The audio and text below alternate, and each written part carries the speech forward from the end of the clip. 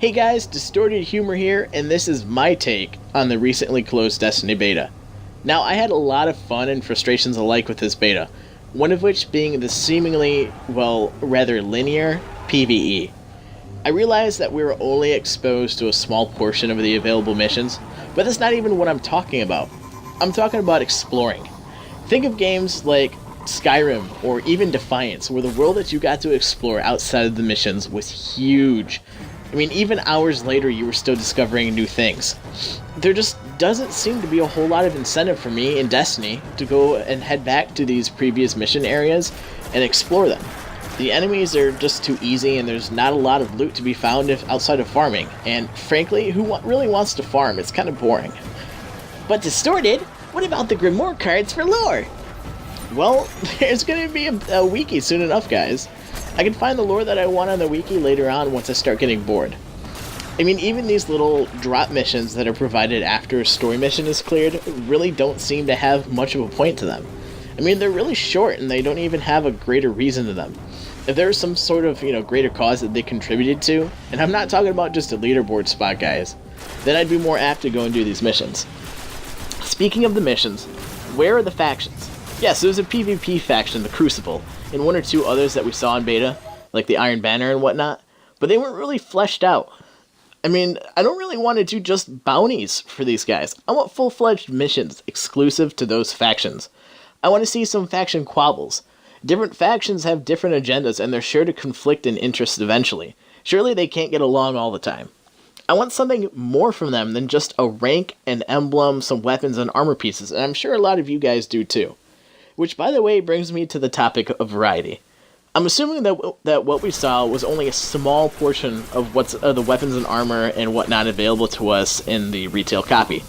I sure hope that what we saw in the beta isn't the majority of what's available in the final copy, because more weapons means more playstyles, which means more diversity, which means our builds feel more personal and unique.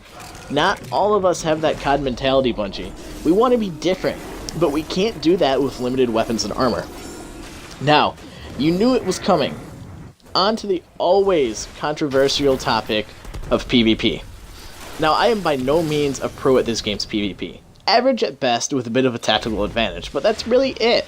So what on earth could I have to say about this game's PvP? How about this?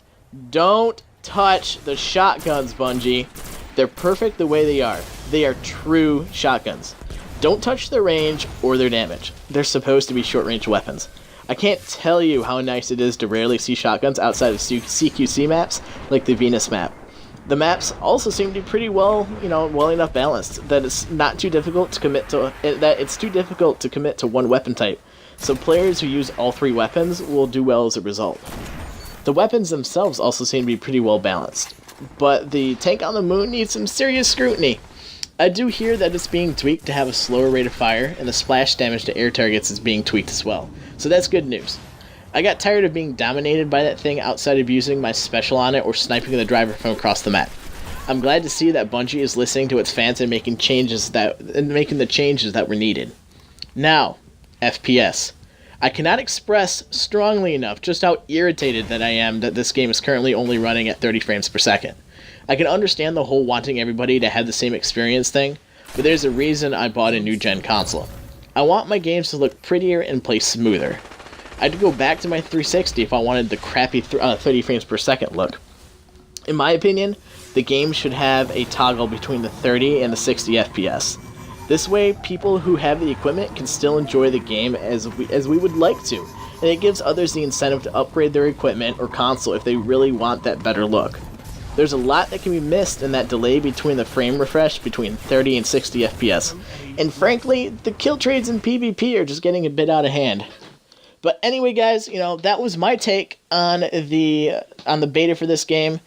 It's a lot of fun. I am greatly looking forward to the retail copy of this game. There are some things that need to be fixed, but hopefully by the time the retail copy comes around, it'll all be fixed. So you guys go ahead and have fun in whatever games you're playing now. I certainly am bored with the games that I had prior, but hopefully I will see you guys on the battlefield.